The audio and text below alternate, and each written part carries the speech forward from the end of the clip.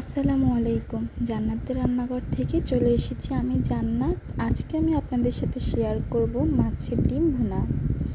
এখানে আমি মাছের ডিমগুলোকে ভালোভাবে ধুয়ে একটি প্লেটে নিয়েছি। এখন আমি এখানে হলুদ এবং লবণ মেখে নিয়েছি। চুলার উপরে একটা কড়াই বসিয়ে কিছু পরিমাণ তেল দিয়ে দিয়েছি। এখন আমি মাছের ডিমগুলোকে ভেজে নেব। হালকা করে ভাজা হয়ে গেছে, আর একটু ভেজে নেব। এখানে দেখতেই পাচ্ছ আমার মাছের ডিম ভাজা হয়ে গেছে। আমি দুটো মাছের ডিমই ভেজে নিয়েছি। তোমাদের যদি আমার ভিডিও ভালো লাগে অবশ্যই লাইক করে দেবে এবং কমেন্ট করে দেবে, আর নতুন নতুন ভিডিও সবার আগে পেতে অবশ্যই চ্যানেলটা সাবস্ক্রাইব করে দেবে। তো এখানে আমি মাছের ডিমগুলোকে ছোট ছোট পিস করে নিয়েছি। এখন আমি এগুলোকে রান্না করে নেব। এখানে আমি চুলোর উপরে কড়াই বসিয়ে পরিমাণ মতো তেল নিয়ে নিয়েছি।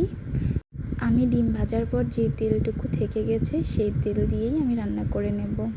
তো তেলের মধ্যে দিয়ে দিয়েছি দুটো পেঁয়াজ কুচি। পেঁয়াজটাকে ভালোভাবে নেড়ে চেড়ে লালচে করে নিতে হবে। এখানে আমার পেঁয়াজটা ভাজা হয়ে গেছে। দিয়ে দেব 1 টেবিল চামচ রসুন, দিয়ে দেব 1 টেবিল চামচ হলুদের গুঁড়ো, দিয়ে ভালোভাবে নেড়ে চেড়ে নেব। দিয়ে দেব একটি টমেটো কুচি, তারপর আবার ভালোভাবে নেড়ে চেড়ে নেব।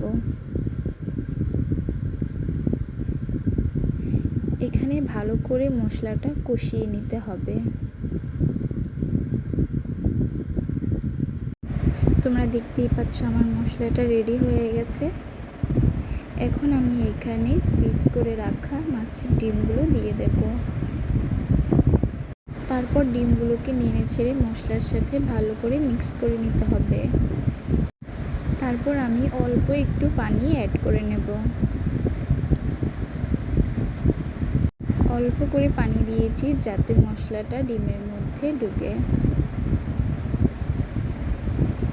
এভাবেই তোমরা খুব সহজে মাছের ডিম ভুনা করে নিতে পারবে। এটা খেতে অনেক টেস্ট। এই যে আমার মাছের ডিমটা হয়ে গেছে রেডি। তোমরা দেখতেই পাচ্ছ অনেক সুন্দর কালার এসেছে। তো বন্ধুরা, আল্লাহ হাফেজ।